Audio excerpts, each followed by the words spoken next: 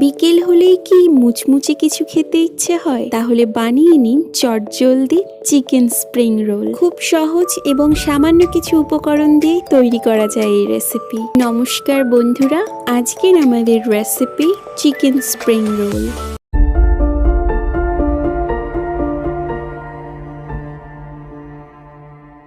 Chicken spring roll তৈরি করতে প্রথমে একটি বোলে নিয়ে নিচ্ছি 2 কাপ ময়দা, 2 টেবিল চামচ মতন কর্নফ্লাওয়ার, 2 চা চামচ নুন এবং 2 কাপ জল।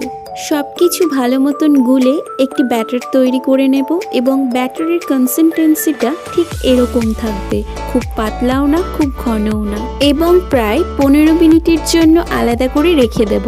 অন্যদিকে রোলের পুর তৈরি করে নেব। তার জন্য মিক্সিতে নিয়ে নিচ্ছি পেঁয়াজ কুচি, একটা মিডিয়াম সাইজের, 2টো কাঁচা লঙ্কা, 2 কোয়া রসুন এবং সামান্য কিছুটা আদা। আরও দিয়ে দিচ্ছি 1.5 টেবিল চামচ মতন ধনেপাতা কুচি এবং সবকিছুর একটি পেস্ট তৈরি করে নেব।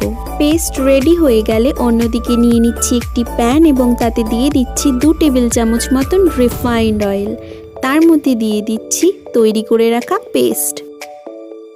সবকিছু হালকা করে ফ্রাই করে নেবার পর দিয়ে দিচ্ছি 250 গ্রাম মতন চিকেন কিমা এবং সঙ্গে দিয়ে দিচ্ছি 1.5 চা চামচ গোলমরিচের গুঁড়ো এবং 1.5 চা চামচ নুন।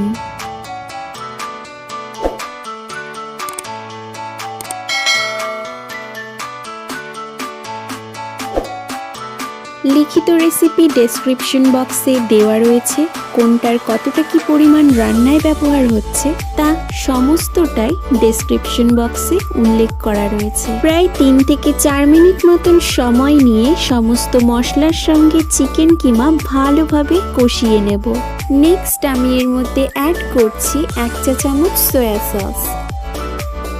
বেশ খানিকটা সময় নিয়ে সবকিছু ভালোভাবে মিক্স করে নেবার পর শেষে দিয়ে দিচ্ছি 3 টেবিল চামচ মতন স্প্রিং অনিয়ন। তৈরি হয়ে গেলে আলাদা করে তুলে রাখবো ঠান্ডা হওয়ার জন্যে।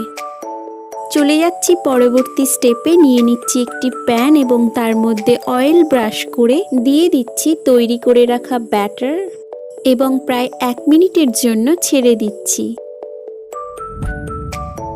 1 মিনিট পর উল্টে দেব যাতে পরের পাশটাও সমানভাবে ফ্রাই হতে পারে।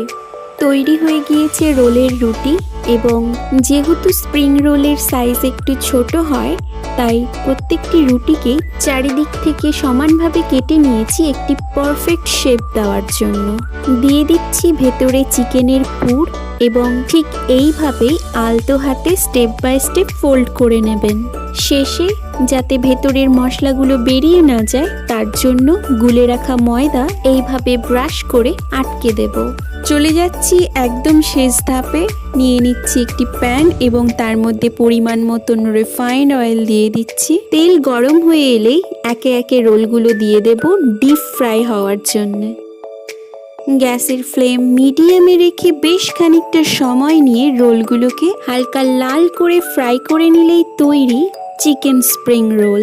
দেখলেন তো কত সহজে সামান্য কিছু উপকরণ দিয়ে বাড়িতেই তৈরি করে নেওয়া গেল চিকেন স্প্রিং রোল। ভিডিওটি ভালো লাগলে অবশ্যই একটি লাইক করে দেবেন এবং আমাদের চ্যানেলটিকে সাবস্ক্রাইব করে দেবেন।